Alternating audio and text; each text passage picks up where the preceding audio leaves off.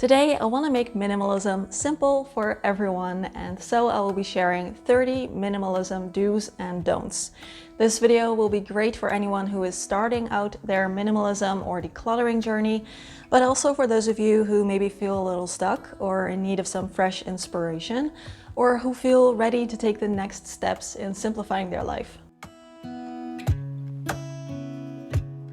Hi my friends, good to have you back. Before we begin with today's video, let's take a quick moment to thank today's sponsor, which is Skillshare. They have been a great supporter for this channel, and I love working with them because I've used their platform myself for a long time and I continue to get so much value from it. Skillshare is an online learning community where you can watch thousands of classes on so many different topics. I have watched their classes on web design, copywriting, videography, and photography when I first got my camera. Also freelancing, business, but also gardening, plant care, journaling. I've watched art classes, creativity classes, playing the guitar, cooking, just so many things. Recently, I've been learning how to make digital illustrations, which is something I've been wanting to do for a long time. And of course, Skillshare has many classes on it. So for example, right now I'm watching a class from Charlie Clements called Fun with Spaces, where you learn to create a stylized scene in Procreate. I love that there's an online space where I can always go to if there's something I want to learn about. And there are tons of things that I'm able to do now that I really wouldn't have learned if it wasn't for Skillshare. The classes have no ads and they also come with subtitles in Spanish, Portuguese, French, and German. And you can even watch their classes for 1 month for free, because the first 1,000 people to click my link in the description box will get a 1 month free trial. So big thanks to Skillshare. Do shop your home first. One of the most useful minimalism tips I've ever heard is to shop your home first. So get in the habit, when there's an item you need, instead of immediately going out and buying something like that without really thinking about it, see if you already have something in your home that you can use. And if you have an event to go to, then see if you already have something in your closet that you can wear instead of going out and buying a new outfit. This little mindset shift and habit shift is gonna save you tons of time, money, and energy and clutter in your home. Don't worry about the aesthetics. Minimalism doesn't have to look a certain way in your home. It doesn't have to look like it can be in a magazine. You don't have to feel that pressure, because real life isn't like that. And also, if you like color, then feel free to go all out.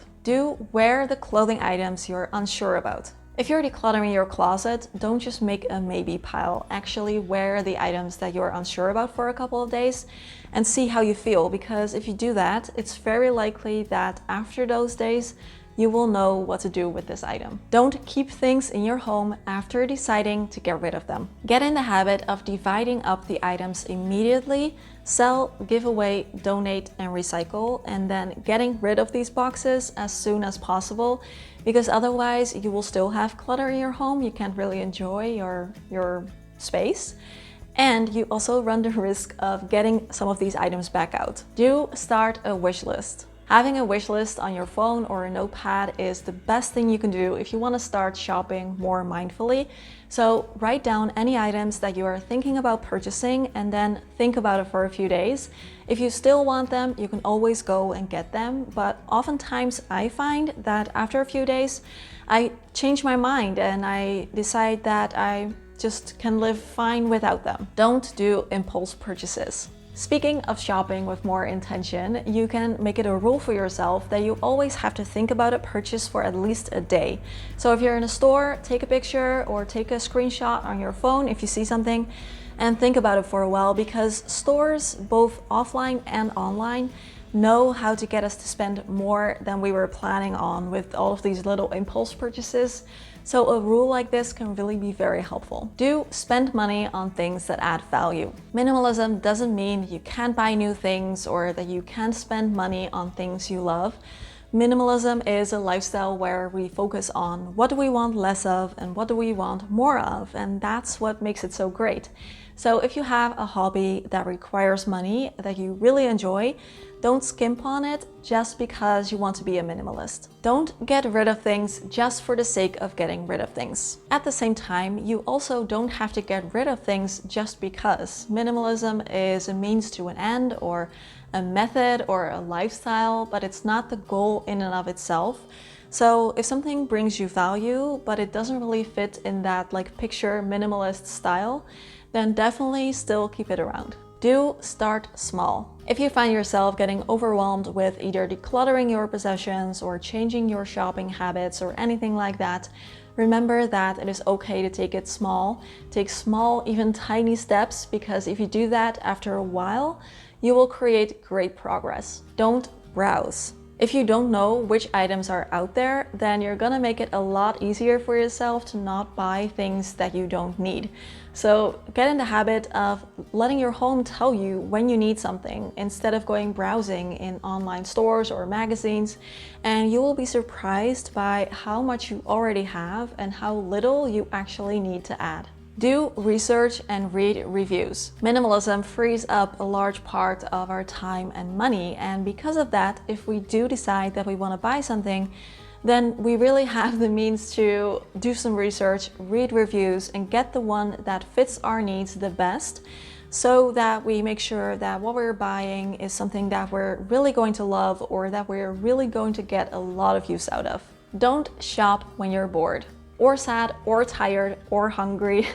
Basically, any of these things really impact our decision-making skills, and you will be more likely to buy something that you will regret later on.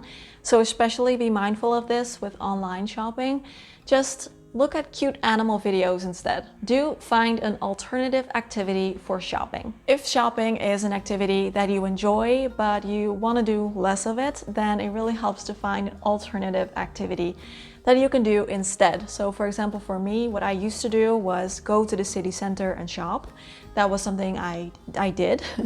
And now I go anyway, but I take a walk, I skip all of the stores, and I just go sit in a cafe with my book, or I'll bring my laptop if I want to work.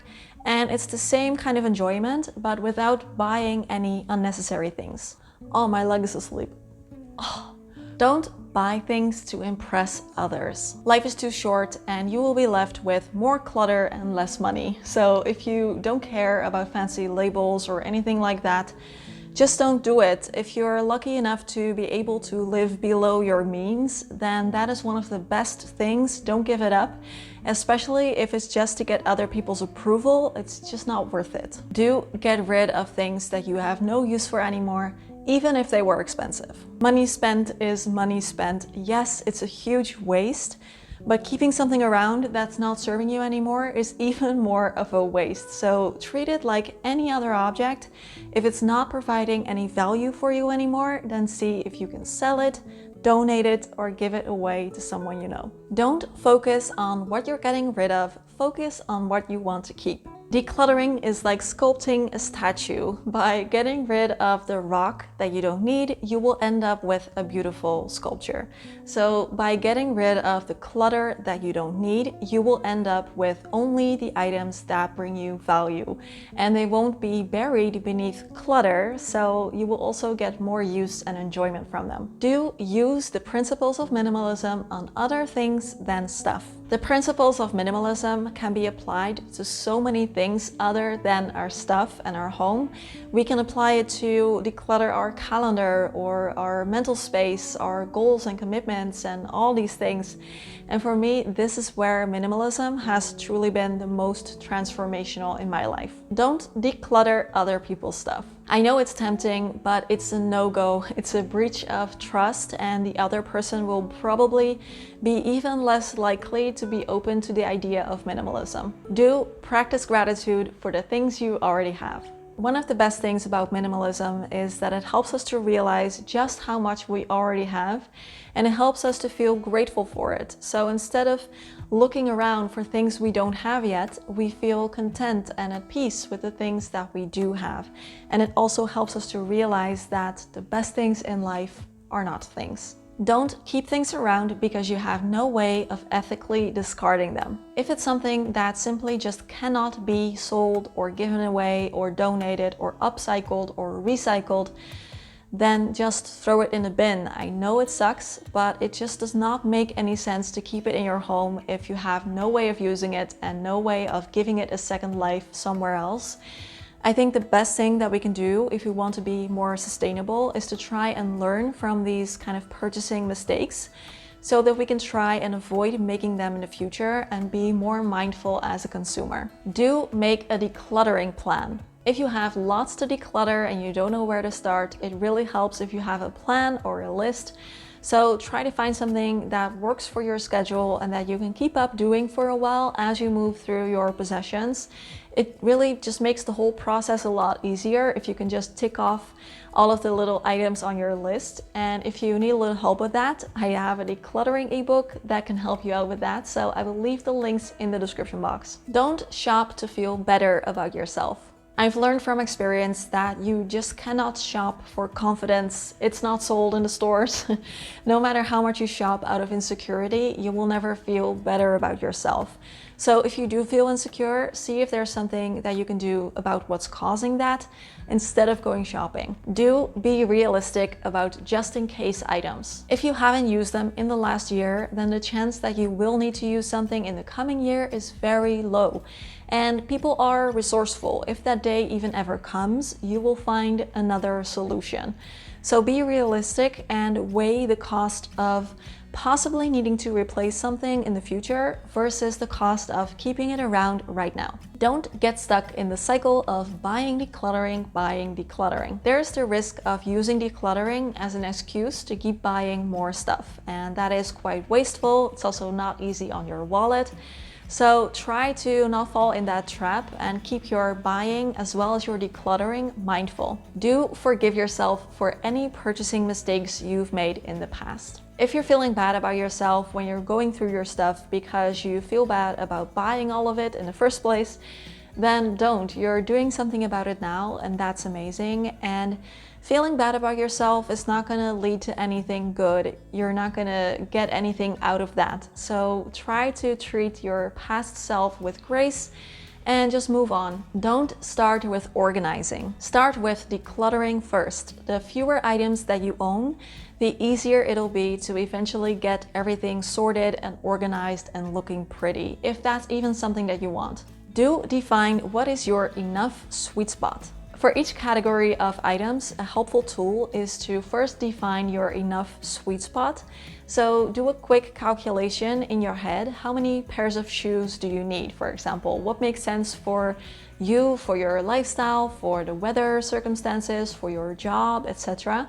And when you have that number, you can use that as a guideline for when you're decluttering. Don't treat your home as a storage unit. Your home isn't for storing everything that people ever gave you, or things that you used to like, or things that you think you should enjoy, but you're really not. The more that you store, the more it's going to impact your everyday life. So try to make sure that the items in your home are there for good reason. Either they make you really happy or they are useful to you. Do focus on what you want more of when you're finished with decluttering. When you're decluttering, also be open to the idea of things that you would like more of in your life, because minimalism, again, it frees up a lot of our time and energy and money, and that is one of the best things. So if there are any hobbies you enjoy, or activities, or even items that truly enrich your life, then see if maybe you would like to have more of them and how you can create that in your life. Don't wait until you're finished with decluttering before you can start enjoying a simple, minimal life. If you want to simplify your life and simplify your home, then you can start doing that right now. Minimalism starts as soon as you do. You might never feel ready, and you don't have to declutter your entire home in a week. Changing habits takes time. Decluttering definitely also takes time.